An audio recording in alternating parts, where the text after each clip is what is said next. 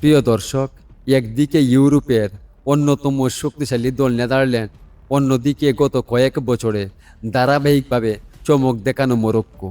অভিজ্ঞতা কি জয়ী হবে, নাকি লড়াকো মরক্কো আবারও বিশ্বকে চমকে দেবে? কে এগিয়ে বর্তমান ফর্মে? কার আক্রমণভাগ বেশি কার্যকর, আর কার রক্ষণভাগ বেশি শক্তিশালী?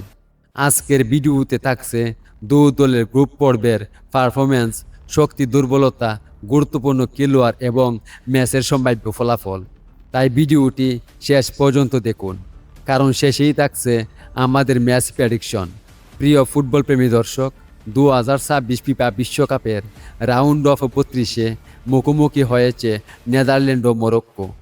এটি এমন একটি ম্যাচ যেখানে জয় মানেই পরবর্তী রাউন্ডে জায়গা নিশ্চিত, আর হার মানেই বিশ্বকাপ থেকে বিদায়।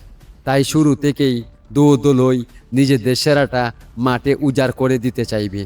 গ্রুপ পর্বে নেদারল্যান্ড দারুণ ছন্দে ছিল। দলটি আক্রমণ ও রক্ষণ দু বিভাগেই ভারসাম্যপূর্ণ ফুটবল খেলেছে। দ্রুত পাসিং, উইং দিয়ে আক্রমণ গড়ে তোলা এবং মাঝ মাঠের নিয়ন্ত্রণ ছিল তাদের সবচেয়ে বড় শক্তি। গুরুত্বপূর্ণ ম্যাচগুলোতেও তারা ধারাবাহিক ভালো পারফরমেন্স করে আত্মবিশ্বাস নিয়ে নকআউট পর্বে এসেছে। তাদের অভিজ্ঞ খেলোয়াড়রা বড় ম্যাচে পার্থক্য গড়ে দেওয়ার ক্ষমতা রাখেন। অন্যদিকে মরক্কোও দুর্দান্ত লড়াই করে নকআউটে উঠেছে। দলটির সবচেয়ে বড় শক্তি হল শৃঙ্খলাবদ্ধ রক্ষণ এবং দ্রুত পাল্টা আক্রমণ।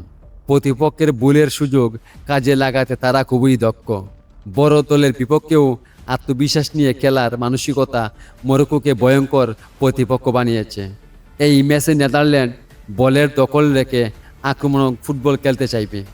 অন্যদিকে মরক্কো রক্ষণ শক্ত রেখে দ্রুত কাউন্টার অ্যাটাকের মাধ্যমে গোলের সুযোগ তৈরি করার চেষ্টা করবে।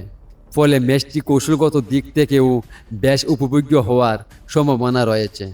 সব কিছু বিবেচনায় নেদারল্যান্ডকে কিছুটা এগিয়ে রাখা যায়, তবে মরক্কো যদি তাদের পরিচিত রক্ষণাত্মক শৃঙ্খল বজায় রেখে সুযোগগুলো কাজে লাগাতে পারে, তাহলে বড় চমকও দেখা যেতে পারে।